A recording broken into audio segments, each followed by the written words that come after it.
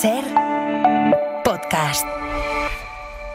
Estás escuchando el Abierto de Hoy por Hoy. Cada día analizamos las noticias más relevantes de la actualidad, las claves políticas, económicas y sociales, con las voces de los protagonistas y los distintos puntos de vista de nuestros tertulianos.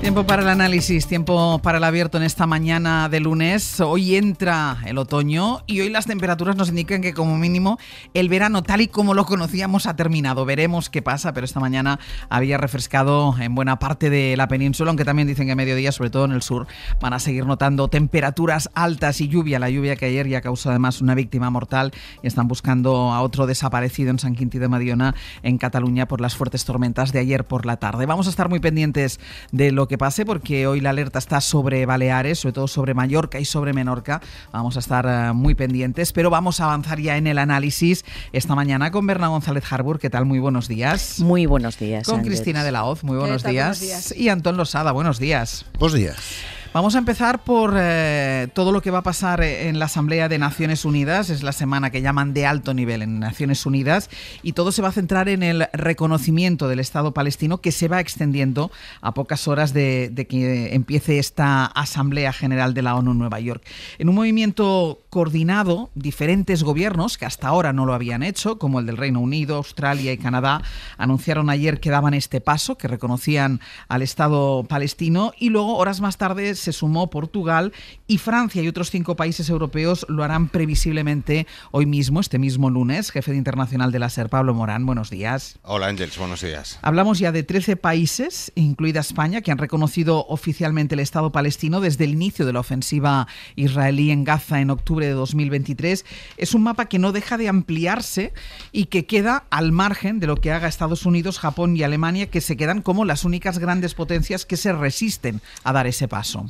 Y el que lo ha dado el más simbólico en las últimas horas de todos esos reconocimientos es probablemente el de Reino Unido, la nación que hace más de un siglo apoyó la creación de Israel. The United Kingdom formally recognizes the state of Palestine. Keir Starmer ya anunció en julio que lo haría si Israel no cambiaba el rumbo, y no lo ha hecho. El primer ministro británico cree que la comunidad internacional tiene la responsabilidad moral de actuar.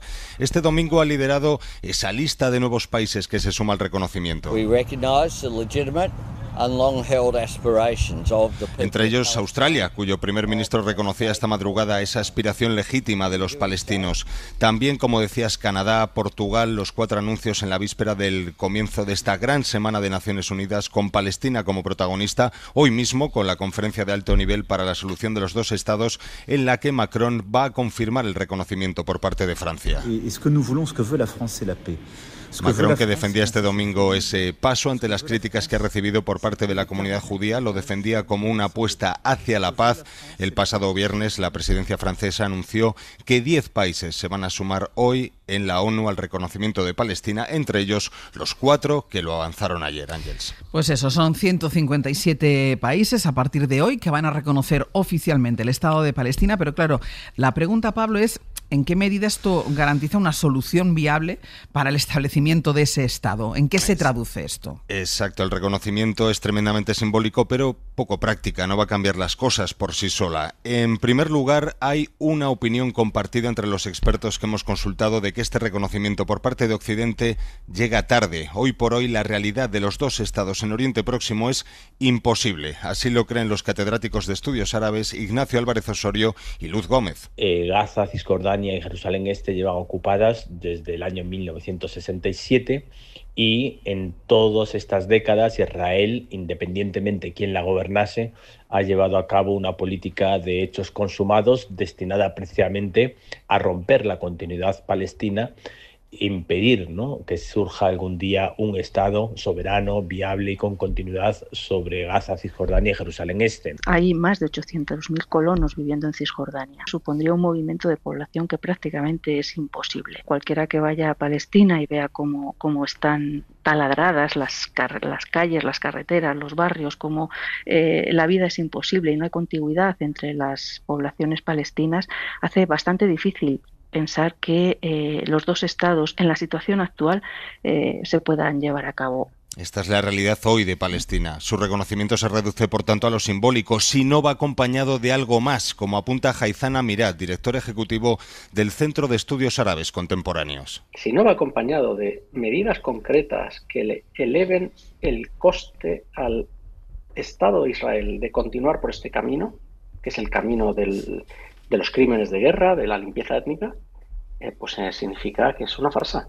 Es una apariencia de que se hace algo cuando en realidad el gobierno de Netanyahu sigue disfrutando de la impunidad. Si reconocen los tres que la suma de más estados al reconocimiento de Palestina aísla todavía más a Israel y a los que cada vez menos apoyos que le quedan, y advierten de la posible huida hacia adelante de Netanyahu con la anexión de Cisjordania. Amirat advierte sobre la sacudida regional que puede provocar esa decisión. Que si da ese paso, no solamente aumente el número de estados que reconozca a Palestina, sino que disminuya el número de estados que reconoce a Israel. De los llamados abrahámicos, ¿no?, los firmantes de los acuerdos de Abraham, incluso, bueno, no sé si se daría el caso de que alguno de ellos retirara el reconocimiento del Estado de Israel.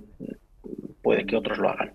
Entonces, qué fracaso tras fracaso para Netanyahu. Otro fracaso más porque no ha acabado con Hamás, no ha rescatado a los secuestrados en Gaza, e Israel sí está más aislada y etiquetada a nivel internacional como un Estado genocida por muchos de incluso sus socios tradicionales. Pablo, gracias. A ti hasta ahora. Y la respuesta de Netanyahu no se hizo esperar ante esta ampliación del mapa de países, de estados que reconocen el Estado palestino. Respuesta airada, diciendo el primer ministro israelí que no va a permitir que exista un Estado palestino y que va a actuar contra quienes lo reconozcan. Enviado especial Nicolás Castellano, hola de nuevo. Hola, nuevo Ángels. Netanyahu extiende sus amenazas y los ministros más ultras de su gobierno proponen la respuesta de anexionarse Cisjordania como respuesta a este reconocimiento global de Palestina. Tú estás en Ramallah, bueno, estás en el checkpoint, estás a punto de entrar en Cisjordania, que es la sede administrativa de la Autoridad Nacional Palestina. ¿Cómo se recibe allí esta amenaza de Israel? Bueno, esta amenaza se recibe con mucho temor, Ángel, sobre todo porque hace unos minutos solo, y te leo una declaración que acaba de hacer Ben-Gvir, que es uno de los ministros más radicales, sí. Dice que si él fuera primer ministro, detendría ahora mismo al presidente de la Autoridad Nacional Palestina, a Mahmoud Abbas. Los ministros más ultras están envalentonados por esta reacción de Netanyahu, que antes de viajar a Estados Unidos, recordemos, un Netanyahu que tiene una orden de persecución de la Corte Penal Internacional por presuntos crímenes de guerra, antes de viajar hacía este discurso aparentemente institucional al inicio, pero luego lleno de amenazas.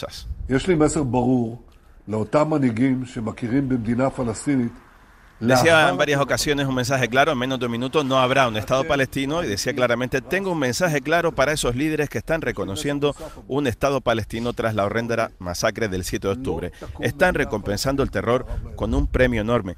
Y luego otro mensaje: no habrá un Estado palestino al oeste del río Jordán, y sobre todo uno que, en referencia a esa pregunta que decías, Ángel, de cómo se reacciona aquí, sí, es la reacción a anunciar que una vez que vuelva de Estados Unidos va a emprender algún tipo de respuesta. ¿Cuál es esa respuesta? Pues todos los analistas aquí aseguran o van en la línea de lo que dice Ben-Gvir, de lo que dice Smotrich, de la intención de anexionarse Cisjordania, que es un poco el gran tema que está sobre la mesa. Recordemos que Smotrich, uno de los ministros más ultras que vive aquí como colono, decía que quiere anexionarse el 82% del territorio. Así que ese es el gran temor a que sea el siguiente paso de Netanyahu a su vuelta de ese paso por Nueva York. ¿Y la oposición, Nico, dice algo? Sí, la oposición dice algo, Ángel, y dicen muchos analistas aquí que es preocupante, los analistas de izquierda, porque por primera vez hay casi unanimidad, incluso de la izquierda, diciendo que es una mala noticia lo que ha hecho los grandes estados del planeta reconociendo el Estado palestino. Recordemos que la izquierda israelí y buena parte de la gente, digamos, progresista apostaba por la solución de los dos estados como una solución, digamos, de reconciliación y de convivencia. Pues ahora, por ejemplo, Lapid dice que es una catástrofe política, un mal paso y un premio al terrorismo. Gantz, también de un partido centro progresista, dice que es un premio a Hamás que fortalece el eje iraní. Y Yair Golan dice que es un reconocimiento unilateral, un paso destructivo de la seguridad de Israel. Es decir, algo preocupante para la progresía aquí en Israel es que Netanyahu ha conseguido poner de acuerdo a todos contra esos estados que reconocen el Estado palestino. Nico, hacemos una cosa, te dejo que entres en Cisjordania y vuelvo a conectar contigo en unos minutos. Muy bien. Venga, ahora. pues volvemos con el enviado especial en unos minutitos, mientras analizamos aquí las cuestiones que han dejado sobre la mesa, y es ese mapa que se va ampliando de estados, incluso algunos que pensábamos que no lo veríamos, como es el caso del Reino Unido, de estados que van, o Francia, que tiene la comunidad judía más grande de Europa, también la comunidad musulmana más grande de Europa, cómo se van sumando al grupo de países que reconocen el Estado palestino. Y decíamos, Berna, es una decisión, es una toma de postura profundamente simbólica, pero que en el punto en el que se encuentra el genocidio, la masacre de Israel en Gaza, no aporta ningún tipo de solución. Bueno, de momento no, porque esto está ocurriendo mientras el genocidio avanza. Es decir, que quisiéramos parar ese genocidio todos y esas matanzas. Esto no va a ocurrir, ni está ocurriendo, pero tiene un altísimo poder simbólico. Eso es verdad que hay que subrayarlo. O sea, podemos hoy subrayar la inutilidad de la ONU, un montón de cosas, pero vamos a subrayar también ese alto poder simbólico, porque estamos hablando del mundo anglosajón, es decir, ya más de un centenar de países lo habían reconocido, pero ahora lo están reconociendo potencias que están en el Consejo de Seguridad de la ONU, que están en el G7, es decir, esto avanza, ¿no? Son mundo anglosajón, son grandes aliados de Estados Unidos, y sobre todo es el Reino Unido, que es el que generó el avispero, es decir, Inglaterra como potencia colonial en la zona jugó con árabes, jugó con judíos y alentó buena parte de los enfrentamientos que han dado el resultado que han dado. Entonces, también hay que subrayar por último otra cosa, y es la presión de los votantes. El laborismo, Starmer, está siendo presionado desde la izquierda de su partido por estas matanzas, por las detenciones que está cometiendo en el propio Reino Unido a raíz de los que apoyan la Acción Palestina, ese grupo que el gobierno ha considerado terrorista. Entonces esto está generando muchísimo malestar, y subrayo esto porque somos importantes, los ciudadanos somos importantes. Parece que no, un día parar la vuelta, parar Eurovisión si va a Israel, pues son cosas mínimas, pero al final a los gobernantes les importan evidentemente los votantes, y por eso quiero dar un poquito de esperanza a que las acciones individuales y la presión, como pasó aquí con la guerra de Irak, sí, ¿no? Y al final esto tumba gobiernos. Lo que pasa es que esto está por un lado, y por otro añadir un elemento más que también demuestra cómo están las cosas. Estamos diciendo, se amplía el mapa de países que reconocen el Estado palestino. Hay asamblea de la ONU, una gran mayoría de países se van a sentar, incluso algunos en el grupo duro, entre los que han reconocido el Estado palestino, pero no va a haber representación palestina en la asamblea, porque Estados Unidos ha impedido que el líder palestino, que Mahmoud Abbas, entre en Estados Unidos para poder participar. Es decir, que en lo simbólico es importante, evidentemente, pero que la realidad es otra, y la realidad, y quizás lo más preocupante, es que al lado de Israel sigue estando Estados Unidos. Antón. Bueno, Estados Unidos ha tomado esa decisión además violando los convenios que dieron lugar a que la ONU tuviera su sede en Nueva York. Es decir, lo que no puede hacer Estados Unidos es convertir tener la sede en Nueva York en un recurso más de su política exterior. La clave de que se depositara allí la sede, de que se creara allí la sede de Naciones Unidas, es que Estados Unidos no iba a hacer nunca exactamente lo que acaba de hacer, ¿no? A ver, yo sé que todo lo que no sea parar el genocidio nos parece poco, pero lo que está sucediendo estos días me parece especialmente relevante, porque está sucediendo en uno de los planos que condicionan la situación actual. En el plano militar está claro que todo lo que se puede hacer solo lo puede hacer Estados Unidos. Es el único país que puede parar el genocidio desde el punto de vista militar, es Estados Unidos, por la dependencia económica, logística y militar que tiene Israel de su aliado. Pero hay otro plano a todo lo que está sucediendo, que es el plano político. Y en el plano político lo que está sucediendo es todo lo contrario de lo que busca Netanyahu. No olvidemos lo que es un genocidio. El genocidio es el intento de exterminación de un pueblo. La manera de conservar la memoria de ese pueblo es reconocerlo como Estado. Exactamente lo que se hizo con los judíos después de la Segunda Guerra Mundial. El Estado de Israel se crea como consecuencia del Holocausto. Y se crea con el objetivo de darles un espacio de seguridad, un reconocimiento como pueblo y como religión. Por eso se crea el Estado de Israel, y de ahí viene la legitimidad de creación del Estado de Israel. Bueno, ahora con Palestina está sucediendo algo, salvando todas las distancias, sin establecer comparaciones, que políticamente es un desastre para Netanyahu. El objetivo de esto, que es eliminar Palestina, eliminar a los palestinos. Por eso decimos que es un genocidio. No porque esté muriendo mucha gente, que también, sino porque tiene un objetivo político, que es eliminar a una nación, eliminar un pueblo. La manera de conservar ese pueblo es el reconocimiento político, que es lo que puede hacer un país como España. Nosotros no podemos parar la guerra, pero sí podemos reconocer el Estado palestino, que es el otro objetivo de lo que está sucediendo. Es demoler el objetivo inmobiliario, que al principio nos parecía una broma, ya estamos viendo que no es ninguna broma, pero también eliminar la realidad del pueblo palestino, eliminar la idea de Palestina, eliminar la idea del Estado palestino. La manera de oponerse a eso, de impedir que eso suceda, es consolidar la realidad política que supone el Estado palestino. Por eso a mí me parece es simbólico, sí, pero también tiene consecuencias políticas y jurídicas desde el punto de vista del derecho internacional, aunque ahora nos parezca una broma lo del derecho internacional, pero los autócratas pasan y el derecho internacional sigue, el derecho suele quedarse. Entonces, el reconocimiento jurídico y político del Estado de Palestina, que cada vez más países reconozcan, que ya sean mayoría los países que reconozcan al Estado palestino, me parece que es lo que podemos hacer países como España. Cristina. Hombre, aunque no tenga un efecto práctico, en diplomacia los gestos tienen valor. Y yo creo que el reconocimiento del Estado de Palestina efectivamente tiene un valor simbólico.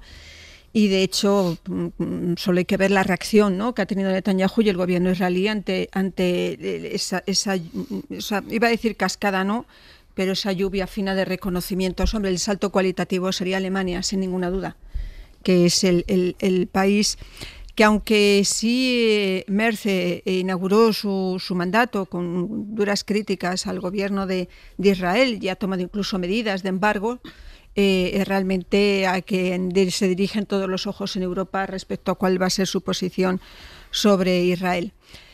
Hay una propuesta, la propuesta de Ursula von der Leyen, pero es una propuesta comercial que al final ha quedado muy limitada y que depende luego de lo que diga el Consejo Europeo, donde no va a ser fácil llegar a un acuerdo sobre un mínimo de sanciones comerciales hacia Israel. Yo en ese sentido no soy muy optimista. En todo caso, me ha impresionado de la crónica de Nico que la izquierda israelí, que yo entendía que además los ciudadanos allí están muy movilizados en contra de Netanyahu y a favor de que, bueno, de que haya un alto el fuego para que puedan ser liberados los rehenes, de que la izquierda israelí esté considerando que los reconocimientos diplomáticos es un problema y que genera una situación todavía peor y que todavía enturbia más el conflicto. La verdad es que sí me ha sorprendido mucho, sinceramente. Claro, habría que ver, es verdad que nosotros abordamos esto desde la distancia, habría que ver internamente cuáles son los mecanismos de un país que no olvidemos una cosa, que yo creo que además el gobierno también ha insistido en esto, es que también habría que exigir por parte de los países árabes el reconocimiento del Estado de Israel. La única manera de que se pacifique la zona es el reconocimiento mutuo de dos estados. Y mientras esté Gaza en una situación de tranquilidad, previsiblemente estará Israel en una situación de tranquilidad. También hay que exigir por parte de los estados árabes, que deberían estar jugando un papel fundamental y no lo están jugando, el reconocimiento del Estado de Israel para que sea de una vez por todas, no digo en este momento y en este conflicto y con esta matanza y con este genocidio, pero para que una vez por todas, evidentemente, la solución de los dos estados salga adelante. Bueno, pero eso sí está ocurriendo. Déjame, Berna, que voy a la publicidad y voy contigo. Bueno, de hecho se dice que fue el detonante del 7 de octubre.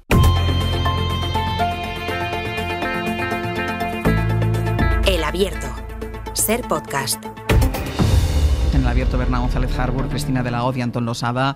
Estábamos analizando esa lluvia fina, no esa cascada que decía muy bien Cristina de la Hoz, de adhesiones de reconocimientos por parte de diferentes estados del Estado palestino. Hablaba también del papel de los países árabes y querías intervenir tú, Berna. Sí, no, que decías, Cristina, que también hace falta que los países árabes reconozcan a Israel, y quiero recordar que lo están haciendo. Es decir, aparte de Egipto y Jordania, que ya lo reconocieron hace muchos años, en los últimos años... Marruecos también, sí. Ha sido Marruecos, no sé si Emiratos, Arabia Saudí estaba a punto cuando llegó el atentado. De hecho, se dice que los atentados de Hamas del 7 de octubre del 23 era porque Arabia Saudí estaba a punto de reconocerlo. Pero lo que quiero decir es que en este momento los países árabes están incondicionalmente aliados, sobre todo de Estados Unidos. Estados Unidos los tiene comprados absolutamente, responden a intereses de Estados Unidos, y hasta el atentado, incluso el ataque de Israel contra a Qatar para matar a esos negociadores de Hamás, que es el sumum de otro crimen de guerra, porque está violando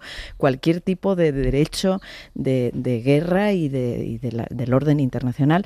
Bueno, pues se ha llevado una condenita ahí de la Liga Árabe, pero están todos tremendamente callados. Pero deberían ser los primeros pasivos. interesados para la estabilidad de la zona. Sí, pero quiero recordar que Estados Unidos los tiene absolutamente comprados, ¿no? Y eso no justifica nada, pero esa es la realidad con la que nos encontramos. Si no nos movilizamos desde Europa, desde la izquierda de Israel, desde estos países y sobre todo Estados Unidos, Israel no va a cambiar una coma, ¿no?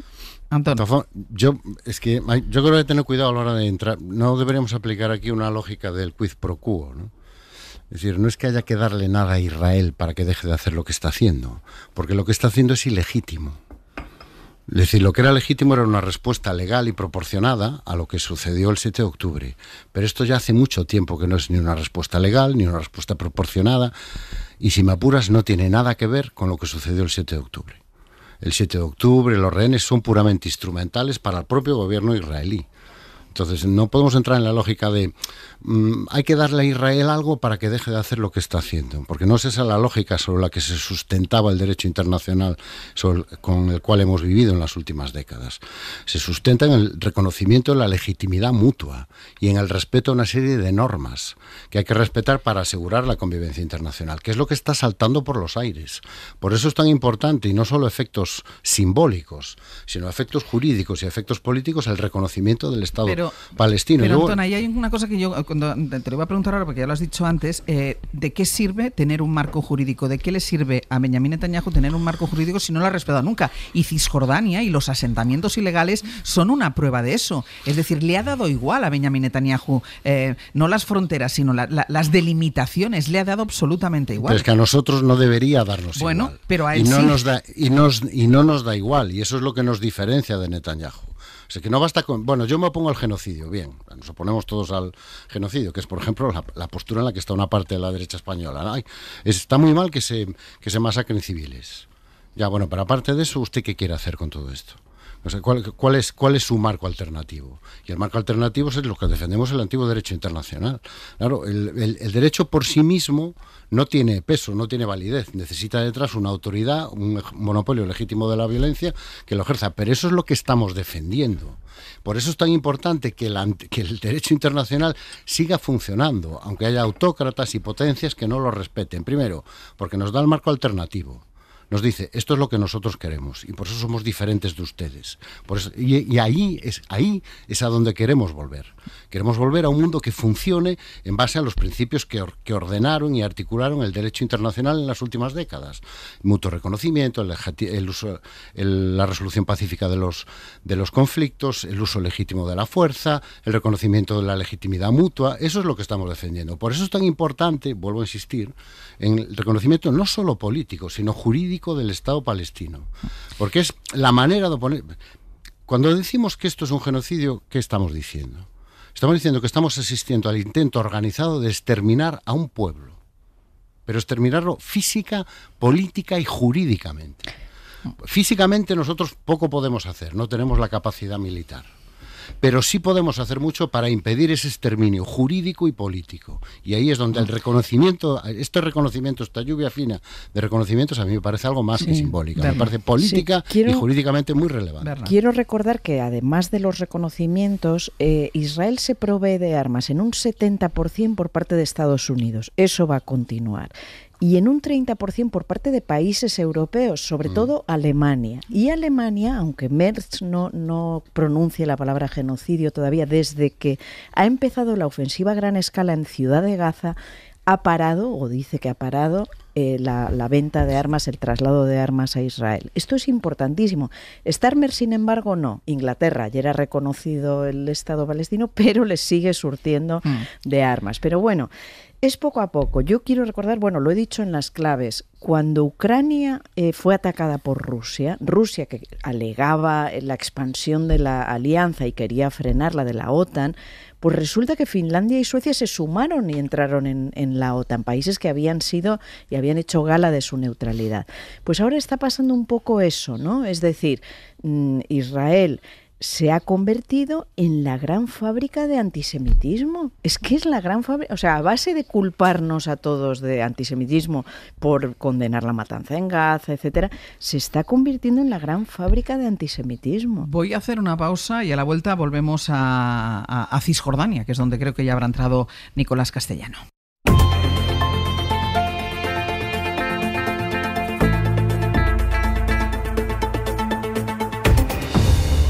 Abierto, Berna González Harbour, Cristina de la Hoz y Antón Losada.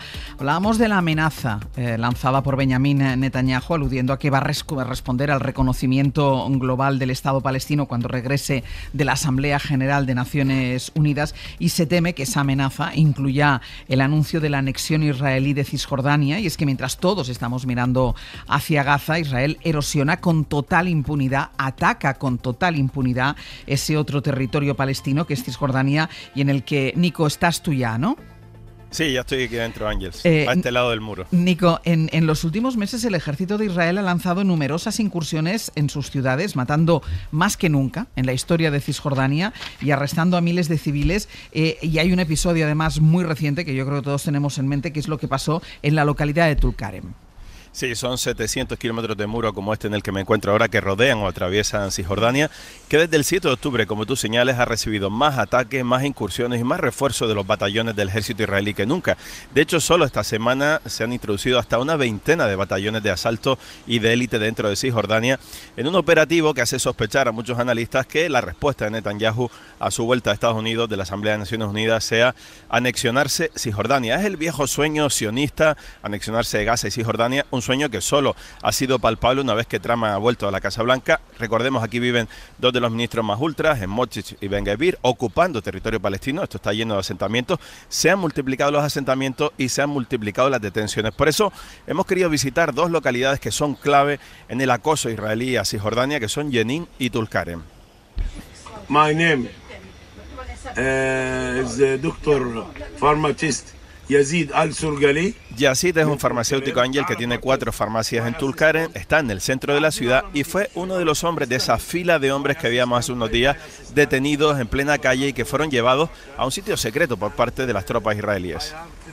When we are working, coming soldiers, brusque, فجأة يعني, أجوا على الصيدلية.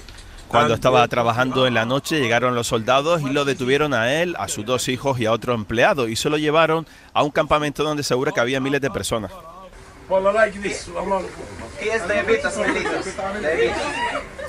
De hecho, nos muestra junto con sus compañeros, digamos, de detención, estuvo 8 horas detenido, cómo fueron apoyándose espalda a espalda, como le indicaban los soldados, y explica también lo difícil que es vivir en estas circunstancias. Dice que no hay parada, 24 horas de acoso, de asedio, entran los soldados, los detienen, se los llevan, desaparecen a la gente. Son más de 11.000 los detenidos en Tulkarem desde el 7 de octubre, una cifra sin precedentes según Naciones Unidas, y más de 800 muertos. Entre los detenidos estaba también el hijo, Mohamed. My name is Mohamed. Mohamed nos explica que a ese campo de detención donde lo llevaron caminando desde el centro de Tulkarem seguían llegando centenares y centenares de personas, habla de prácticamente 2.000 detenidos. Y como muestra de esta situación extrema, visitamos la casa de Fatma.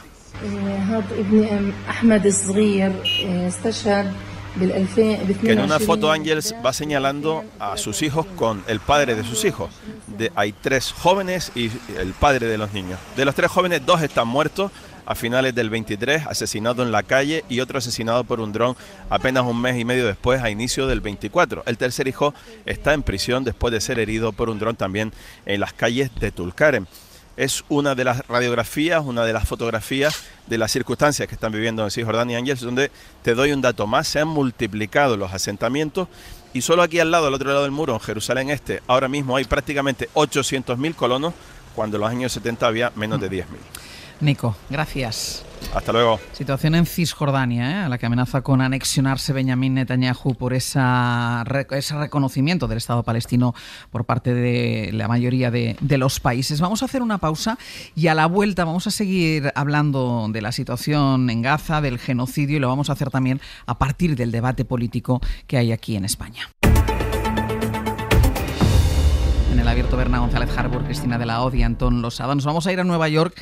Empieza, como estábamos contando desde el principio de este abierto, la Asamblea de Naciones Unidas. El presidente del gobierno va a participar en la conferencia que organiza Francia y en la que ese país va a reconocer el Estado palestino. La posición española, de todas formas, en el plenario de la Asamblea de la ONU la va a defender el miércoles el rey Felipe VI, un día antes de que lo haga Benjamín Netanyahu. Enviado especial a Nueva York, Guillermo Lerma. Buenos días. ¿Qué tal, Ángel? Buenos días. Va a ser el rey quien hable ante la ONU, pero para Moncloa la cita más importante es la de hoy, en la que Francia va a reconocer a Palestina oficialmente, y el gobierno espera que el espaldarazo de estos países occidentales sirva para seguir presionando a Benjamín Netanyahu, y en política nacional que genere todavía más incomodidad a Feijóo, al que ven atrapado en el discurso pro-israelí de Ayuso o de Aznar.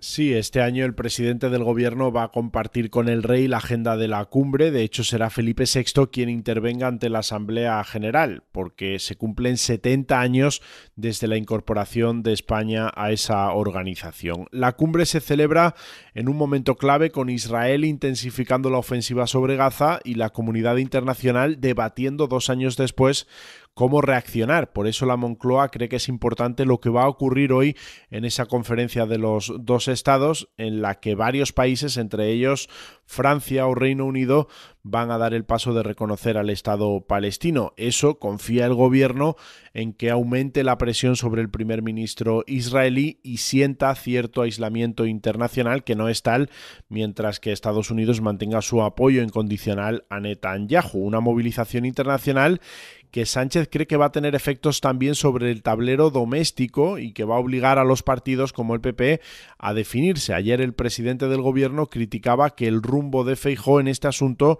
se lo marquen Aznar y Díaz Ayuso. Bueno, pues yo le digo al señor Aznar con toda humildad que de él no esperamos ninguna lección. Lo que esperamos son disculpas. Disculpas por su guerra de Irak, disculpas por su mentira con la guerra de Irak y también con el 11 de marzo. En el PSOE creen que Feijóo está haciendo equilibrios imposibles para distanciarse de la masacre que está cometiendo Netanyahu sin contradecir el discurso del expresidente del gobierno o de la presidenta de la Comunidad de Madrid. La semana de alto nivel aquí en Nueva York va a servir al jefe del Ejecutivo para seguir confrontando además con todo lo que representa políticamente Trump. Sánchez tiene previsto reunirse con representantes de la Universidad de Columbia, foco de las protestas contra la política migratoria del presidente de Estados Unidos. Guille, gracias. Hasta luego, gracias. Pues le sigue costando al Partido Popular definirse en el tema de Gaza, porque la dirección intenta moderar algo su discurso, la dirección de Génova, pero tiene que lidiar con las posiciones proisraelíes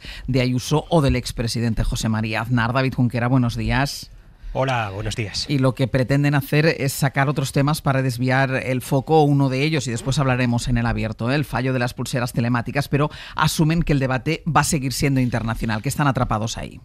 Lo reconocen algunos cargos. El PP sigue a la espera, pues, de algún cachito de sumario, de algún informe de la UCO que cambie el rumbo del viento informativo. Asumen en Génova que Pedro Sánchez vuelve a gobernar la agenda tras el golpe de timón que sufrió a principios del verano cuando Santos Cerdán empezó su estancia en Soto del Real. Los populares querrían hablar de corrupción, de los fallos de las pulseras para maltratadores, pero son conscientes de que se avecina otra semana en la que casi todo el metraje de la discusión pública será para Gaza. Con Sánchez y el rey en Nueva York quedará poco margen para hablar de otras cosas, y el PP, al menos el nacional, piensa capear el temporal abonado a la tesis de Feijóo y sin entrar en las de Aznar o Ayuso. En las últimas horas, Juan Bravo ha hablado en estos términos del reconocimiento del Estado palestino. Está bien hacer la declaración del Estado, pero ahora mismo no vale con declaraciones, tiene que haber hechos y acciones que permitan parar esos enfrentamientos, parar las muertes de civiles inocentes y a partir de ahí construir, como usted bien dice, que es la existencia de dos Estados que puedan vivir en paz. Dice Bravo algo llamativo, que no está mal lo de reconocer a Palestina, pero que esto hay que pararlo, en referencia a la matanza de civiles en Gaza. Lo que también querría parar el PP es la actual inercia de los programas informativos. Este martes los populares van a hacer un acto en el Senado para hablar de igualdad y atizar al Ministerio por las pulseras defectuosas. El miércoles van a tratar de cercar a la ministra en el Congreso. El fin de semana, en el retiro de varones previsto en Murcia, Génova desvelará alguna de sus propuestas en materia de inmigración. Quieren en el PP cambiar el pulso de la actualidad y que Sánchez, dicen, deje de escapar de sus miserias nacionales tirando la bomba de humo de la política internacional. Pero asumen que de momento discutir de otra cosa es casi una misión imposible. Junquera, gracias. Gracias. Intenta, Cristina, desviar el foco el Partido Popular con otros asuntos que están también en la actualidad. De hecho, de alguno de ellos hablaremos después, pero claro, es que el gran asunto es Gaza y el PP ahí tiene un problema. Sin duda ha sido un acierto por parte de Moncloa arrancar el curso político con el asunto de Gaza el lunes 8, cuando el presidente del Gobierno presentó los 9 puntos. Durante muchos meses no tenía el control de la agenda. Es verdad que la agenda dependía de lo que saliera de los tribunales, de los informes de la UCO, y lo que ha cogido ha sido el control de la agenda de la conversación pública. Evidentemente eso ha sido un acierto estratégico. Se revuelve, además, el propio presidente del Gobierno aludió ayer del asunto de Irak, es decir, se vuelve a un clima de cierto, incluso de revival, ¿no? Del no a la guerra, de Irak, y porque ese es un terreno donde Moncloa se va a mover muy bien. Entonces, en ese sentido, y además, bueno, con la Asamblea General de las Naciones Unidas, olvídate, es otra semana más muy centrada en Gaza, porque además también digamos que es justo, ¿no? Que se ponga el foco, lo requiere el tema, evidentemente. A mí me sorprende una cosa. Respecto a la posición, es evidente las diferencias que hay de posición entre lo que es Ayuso y Aznar y lo que es el resto del PP, que intenta modular mucho más su mensaje. Ojo, el discurso tanto de Aznar como de Ayuso es un discurso que debe satisfacer a esa parte del Partido Popular que es muy pro-israelí, porque tradicionalmente los lobbies israelíes han tenido bastante poder de penetración en el PP. Pero a mí me sorprende, por una cosa, la posición de Aznar me sorprende profundamente. Yo estuve en un viaje con Aznar en 1995, antes de que llegara a la presidencia del Gobierno, hizo un viaje a Israel, era líder de la oposición. Fue 1 o 2 semanas antes del atentado de ETA contra él. Y tuvo una reunión en Gaza con Arafat y era partidario de la solución de los 2 estados. Y luego regresó a Israel como presidente del Gobierno en el año 99 y dijo exactamente que un Estado palestino es una garantía de seguridad para Israel. Es decir, la deriva actual no la entiendo. Tú puedes, además, y yo, criticar los atentados de Hamas del 7 de octubre, pero en algunas cuestiones la deriva de Aznar es incomprensible, porque durante muchos años fue el defensor de la fórmula de los 2 estados. Entonces, sus últimas declaraciones diciendo Netanyahu gana esta batalla. Lo perdemos todos. Una guerra no es una guerra, como dice Borrell, esto no es una guerra, esto es un ataque de un país democrático a una población indefensa a la que se la quiere borrar del mapa. Y entonces sí, es una deriva para mí incomprensible, pero bueno, en todo caso es verdad que este no es el tema sobre el que querría el PP poner el foco. Y es evidente que yo creo que vamos a tener Gaza durante mucho tiempo. Antón. Bueno, yo creo que lo que le pasa al PP es que tenía un manual de oposición donde todo empieza y acaba en Pedro Sánchez y se le ha roto el manual. Yo creo que su primer error fue pensar que a la mayoría de los españoles y las españolas nos importa más Pedro Sánchez, su mujer, su hermano, su cuñado y su primo que el genocidio que está sucediendo en Gaza. Y desde el minuto 1 ha ignorado completamente este asunto. Feijóo fue a decir que era una masacre cuando ya prácticamente lo había dicho hasta el rey en el Congreso de los Diputados. Entonces yo creo que básicamente lo que le está pasando al Partido Popular en este caso es que tiene un problema, pero el problema lo tiene el Partido Popular, no lo tiene el resto de la sociedad, como pretende hacernos trasladar desde el Partido Popular. Por ejemplo, esta iniciativa en la Comunidad de Madrid de prohibir que se hagan murales o se lleve la bandera palestina, porque dicen que hay una controversia política. Oiga, la única controversia política que hay aquí sobre este tema la tienen ustedes en el seno del PP. En el resto de la sociedad española hay una mayoría bastante aplastante que tiene muy claro qué está pasando en Gaza y qué espera que haga su gobierno. El conflicto político, hasta momento lo tiene el PP, y el PP está haciendo lo que hace siempre que tiene un problema, que es trasladárselo al resto de la sociedad. Al parecer todos tenemos un problema. Entonces no se puede hablar de esto, de nuevo, por Pedro Sánchez. O sea, tú estás hablando de Gaza, de genocidio, de niños que se mueren de hambre, y ellos te dicen Pedro Sánchez. Y dices tú, pero ¿en qué mundo vive usted? O sea, tú estos días escuchas a Ayuso y a Aznar y dices, ¿pero de qué planeta han bajado estos 2 señores? Pues han bajado del planeta del manual del antisanchismo, que es lo que diga Sánchez, yo me pongo en el extremo absolutamente contrario, que hasta ahora ha funcionado. ¿Por qué? Porque había público ahí. La pandemia, yo en el otro lado. ¿Por qué? Porque había gente que no aceptaba que tenemos una pandemia encima. Las restricciones, ahí también había público. ¿Por qué? Porque había gente que no se quería poner la mascarilla y quería ir pues como había ido toda su vida. En el tema de la financiación autonómica, por ejemplo, también hay gente al otro lado. en el tema del euskera, de si se habla o no se hablan idiomas, también hay gente en ese lado. ¿Qué se han encontrado ahora? Que están en un extremo donde no hay nadie. Es que ni siquiera están la mayoría de los ultras ahí, porque la gran mayoría de la sociedad española, ¿dónde está? ¿Dónde está el gobierno? Y ese es el gran problema que tiene el PP en este momento, que no puede reconocer eso. ¿Por qué? Porque Pedro Sánchez no puede hacer nada bien. Los que estábamos el domingo, creo, pasado, en Gran Vía, aquí mismo, aquí al lado, observando y viendo y manifestándonos, porque yo reconozco que estuve manifestándome, bueno, no estábamos en Sarajevo, pero Ayuso está en Sarajevo, Ayuso está en su Sarajevo mental. Ayuso y Aznar están regalando a Pedro Sánchez la victoria y la recuperación en la rentrée política de este curso. O sea, le tenían contra las cuerdas, le tenían en la lona con la corrupción, con todos los casos judiciales, y le han insuflado la recuperación absolutamente. Mientras Feijóo, torpe, desdibujado, incapaz de articular un discurso propio. Entonces, ¿qué está haciendo Ayuso? Recalco Ayuso porque Aznar ya se fue, por fortuna para todos los que condenamos aquella apoyo español a la guerra de Irak. Quiere convertir a Ayuso, con la ayuda de Aznar, quiere convertir Gaza en una cuestión doméstica contra Pedro Sánchez, y no lo es. No es una cuestión doméstica y no es una cuestión que ataña a Pedro Sánchez. Es una matanza, es un genocidio, es una masacre que estamos viendo en directo. Entonces, el Partido Popular, Feijóo, debería recordar Irak. Tú no puedes estar en contra de la opinión pública española.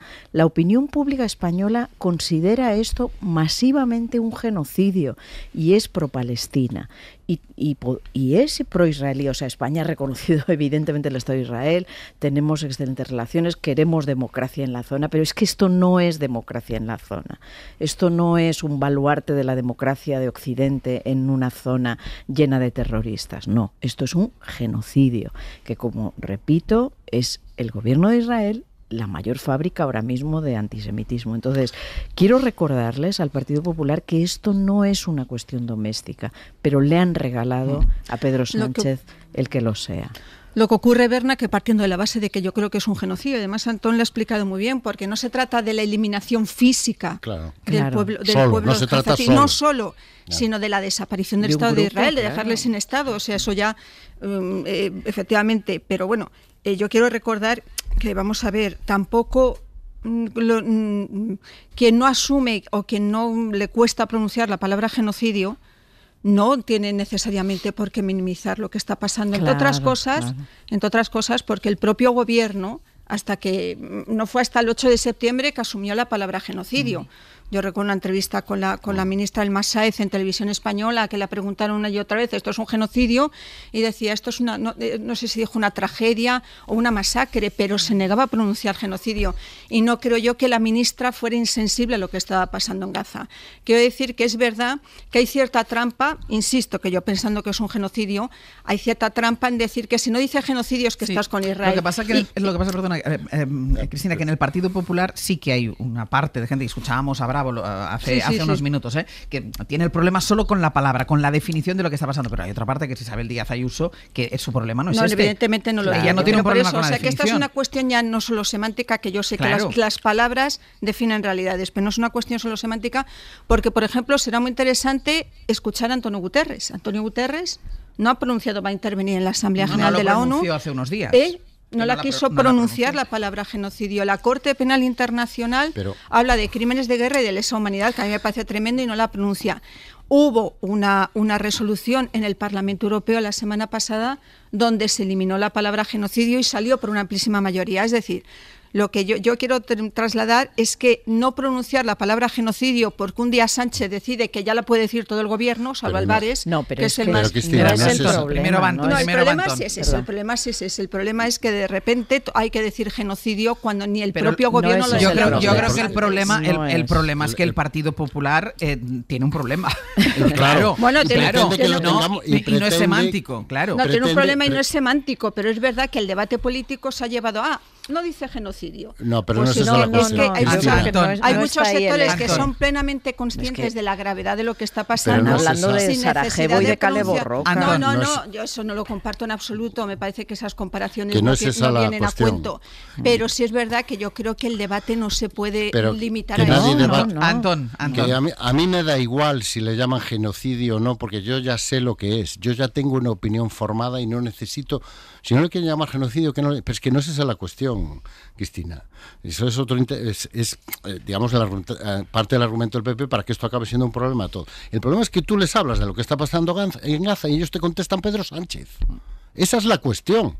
Tú les estás hablando de lo que sucede, llámale como quieras, de lo que está sucediendo en Gaza y ellos te dicen Pedro Sánchez. Bueno. Tú les hablas de que se está matando niños en las colas de la sed y el hambre, que se está exterminando un pueblo y ellos te hablan de la mujer de Pedro Sánchez y del hermano de Pedro Sánchez y de Pedro Sánchez. Y el problema, si me permites, bien termino, no es solo eso, es que ahora que se están dando cuenta del error, lo que intentan convencernos es que los equivocados somos nosotros. Y que deberíamos estar hablando de Pedro Sánchez, que es lo realmente importante. Y ahí es donde está el doble error del Partido Popular. No es si es genocidio o no, sino que ante algo que es un acontecimiento que está cambiando completamente el mundo y la historia, usted se dedica a hablar de Pedro Sánchez. Y además, si nosotros no hablamos de Pedro Sánchez, resulta que el problema es nuestro. Y que la culpa es nuestra por no hablar de Pedro Sánchez. Ese es el error del PP y eso es lo que yo le reprocho al PP. Ya hablaremos de Pedro Sánchez, hombre. Hay momentos del día en que se puede hablar de algo sin que acabe apareciendo Pedro Sánchez. Claro, un apunte. No sé si seguiste la sesión de control del pasado miércoles. Tarde. La segunda intervención de Feijóo estuvo centrada, para sorpresa además de los periodistas que pensábamos que precisamente no quería entrar en el marco de Gaza porque no es un marco donde el PP esté ni mucho menos cómodo. Y tarde o pero es que ya había entrado el rey, Cristina, ya había entrado hasta el rey. Ya había entrado quien hubiera entrado. La segunda intervención de Feijóo durante la sesión de control fue monográfica sobre el tema de Gaza, hablando de masacre de la población gazatí, entre otras cosas. Y dijo, después de hablar de la masacre, dijo que Sánchez era capaz de pactar con Netanyahu. Es decir, pero déjame un segundo. Yo que he dicho aquí, es así, y con orgullo lo digo, que he participado en la manifestación, que se convirtió en un paseo fabuloso sobre las vallas derribadas de la Vuelta Ciclista, y digo fabuloso porque no hubo violencia, porque nadie tiró una valla contra nadie, sino que mucha gente las tiró al suelo y la policía no habría hecho falta un policía por manifestante para levantarlas, y nadie las tiró ni contra los ciclistas ni contra los policías. Pero lo que quiero decir es que ese día Sánchez dijo su admiración. Los que estábamos allí, y conozco a muchísima gente de todas las generaciones que estaba, no habíamos decidido ir mucho antes de que Pedro Sánchez hablara. No éramos hordas enviadas por Pedro Sánchez, no éramos Caleborroca, no éramos batasunos, no éramos de ETA, no éramos más que ciudadanos que no podemos soportar lo que está pasando en Gaza y no podemos soportar el blanqueamiento, en este caso, de un empresario israelí que utiliza su equipo para eso, para blanquear a Israel. Entonces, ante esto, ¿qué dice Feijóo? Vale, masacre, pero le acusa a Pedro Sánchez de querer pactar con Netanyahu. O sea, es una tontería impresionante. ¿Y qué más dijo? ¿Qué dijo Ayuso? Que la comunidad LGTBI no puede pasear por Gaza mientras puede pasear por Tel Aviv. No, perdón, es que por Gaza no puede pasear hoy nadie, porque es que les están matando. O sea, a los LGTBI, a las mujeres, a los hombres, a los ancianos, a los niños, a los médicos, a los enfermos. Es que nadie puede pasear por Gaza. Por Tel Aviv sí, pero por Gaza no. Entonces están absolutamente descolocados el Partido Popular.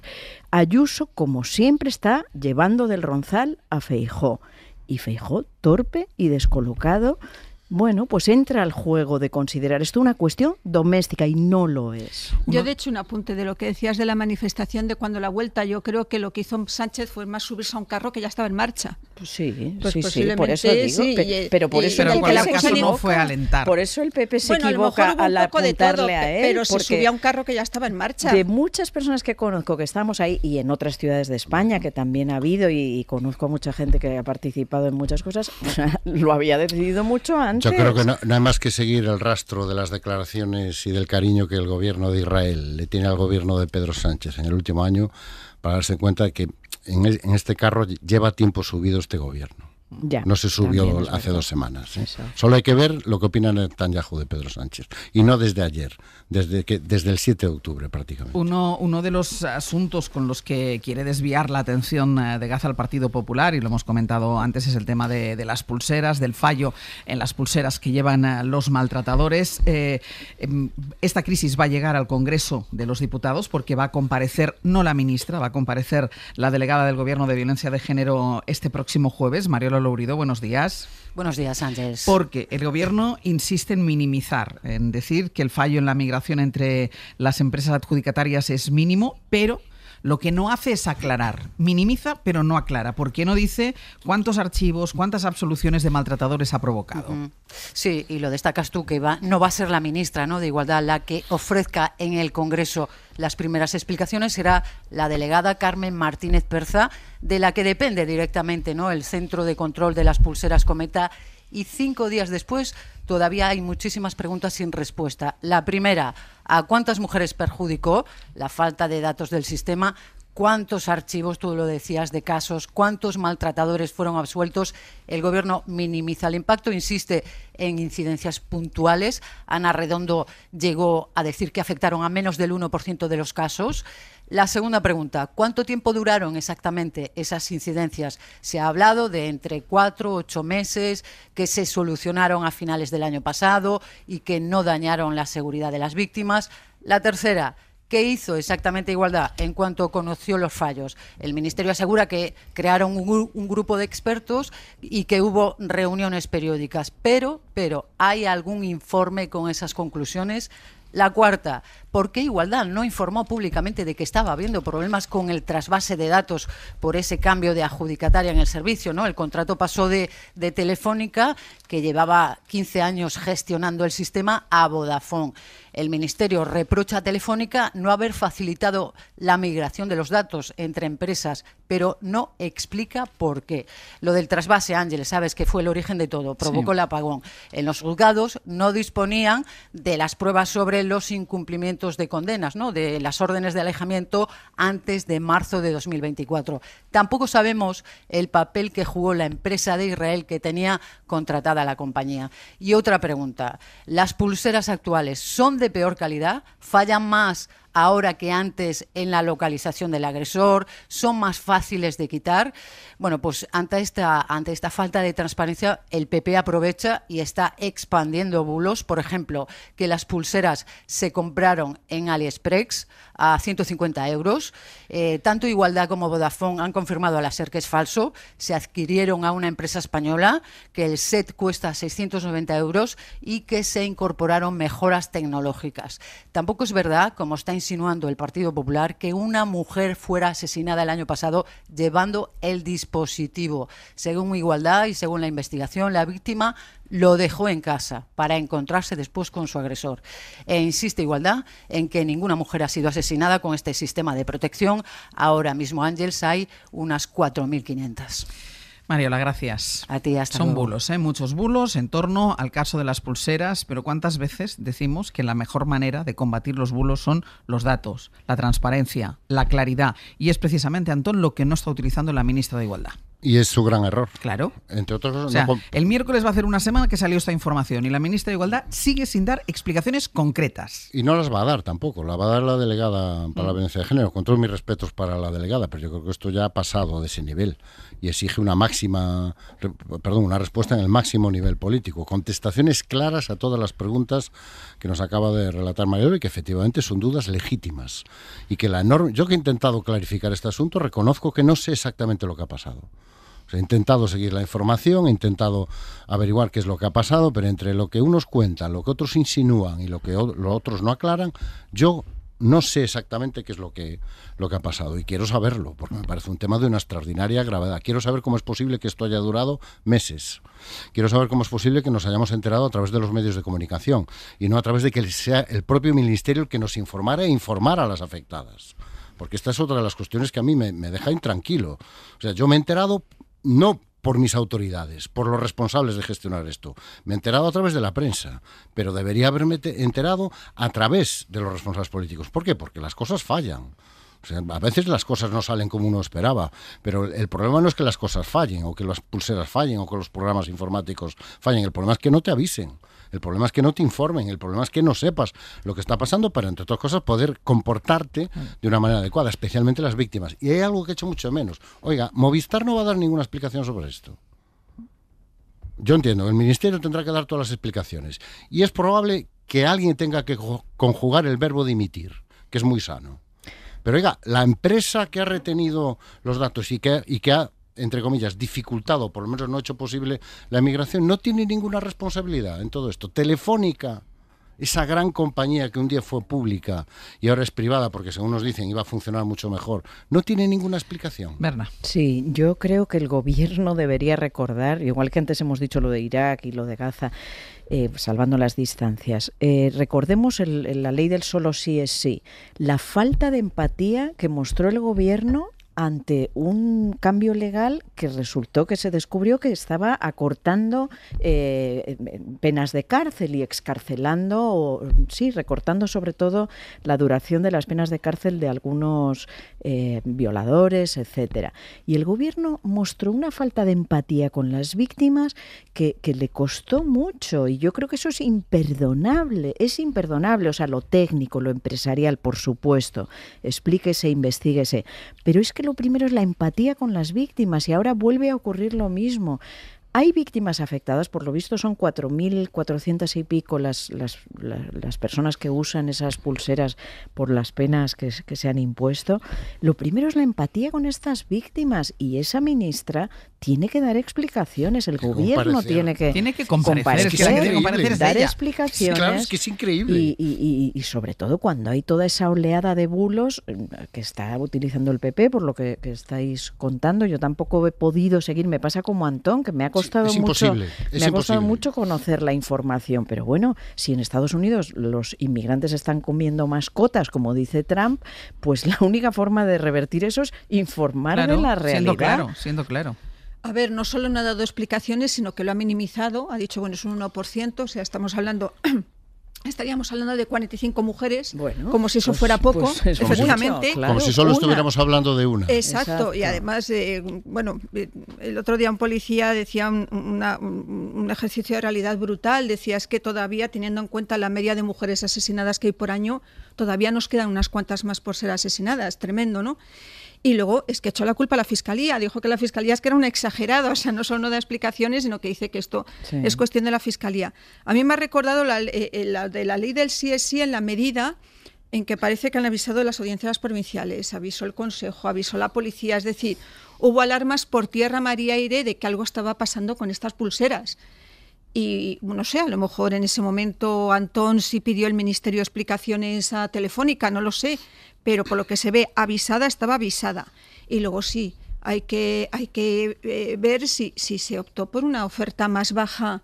No estoy hablando de AliExpress, que eso también lo ha dicho algún sindicato policial como Jupol, sino si el criterio fue coger una oferta más a la baja. Yo quiero saber si en una cuestión tan importante que pone vidas en peligro, te has ido a la oferta, digamos, más económica para ahorrarte algo en un dispositivo que al final dicen que funciona, que es bastante importante para prevenir los asesinatos por parte de los maltratadores, que llevar una pulsera antimaltrato minimiza el riesgo de ser asesinada. A ver, yo no quiero por la percepción de seguridad. Y la percepción de seguridad, fíjate, Berna, ya no solo por el 1%, sino porque en aquellos casos incluso en los que no ha fallado, pero sí te puede quedar una sensación de vulnerabilidad, de habrá sido mi pulsera la que ha fallado, fallará en el futuro. Antón, breve.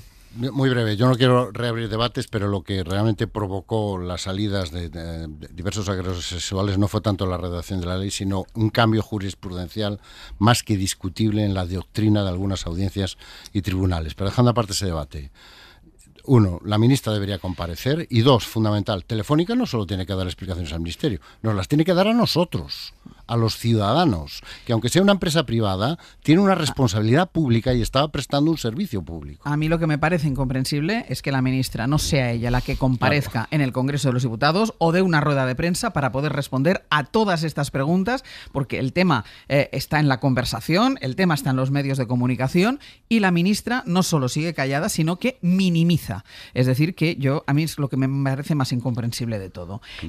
Lo último que tiene que ver con la actualidad internacional, la derecha en Estados Unidos, que ha convertido el funeral del agitador conservador Charlie Kirk en un acto ultranacionalista y ultrarreligioso, bueno, yo creo que sin precedentes en la historia reciente de ese país. Fight for Charlie Kirk. Who feels the Holy Spirit in the house tonight? Más de 73.000 personas han abarrotado el principal estadio de fútbol de Arizona para despedirse de Charlie Kirk, asesinado hace 2 semanas en un evento donde el presidente Trump ha tenido un papel central. Corresponsal Sara Canals, buenos días. ¿Qué tal, Àngels? Buenos días. El homenaje a Charlie Kirk se ha convertido en un acto, vamos a decir, catártico para la ultraderecha estadounidense, que todavía está en shock después del asesinato de uno de sus principales agitadores. Ha sido un evento en el que las referencias religiosas y los alardes patrióticos se han fundido con la imaginería del trumpismo, que busca rearmarse después del desgaste de los primeros meses de vuelta a la Casa Blanca. Sí, ha sido un homenaje masivo de más de 5 horas, donde a ritmo de rock cristiano, amigos, pastores, pesos pesados del gobierno han elevado a Charlie Kirk a la categoría de mártir. You cut down a martyr, his power grows. En un macrotributo con aires de mitin político, donde su viuda, Erika Kirk, ha perdonado al asesino de su marido. That man, that young man, I forgive him. Y cuya guinda del pastel ha sido la presencia del presidente Donald Trump. The gun was pointed at him.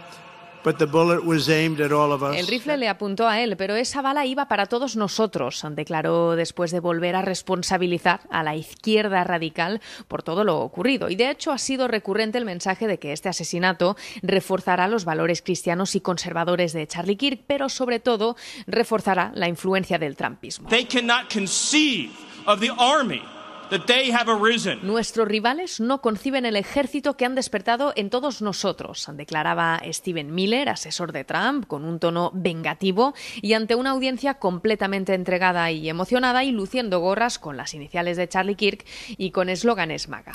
Trump ha aprovechado el funeral de Charlie Kirk para avivar todavía más la llama del resentimiento.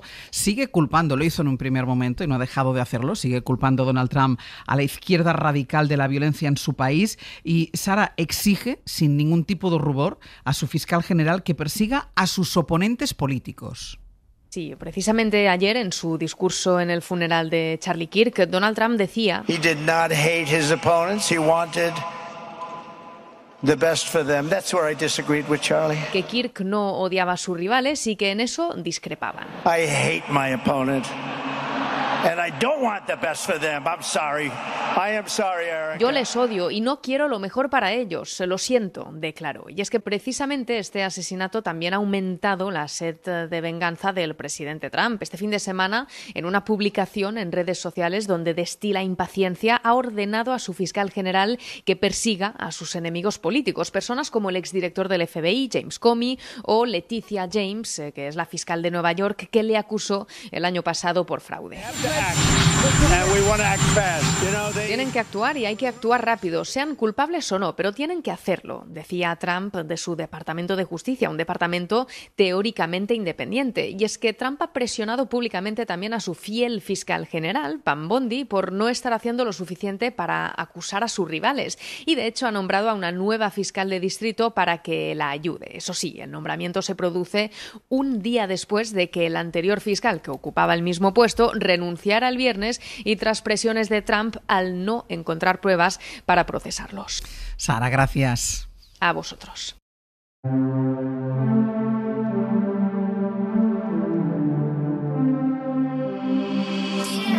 Quiero bailar perreando toda la noche con las babies.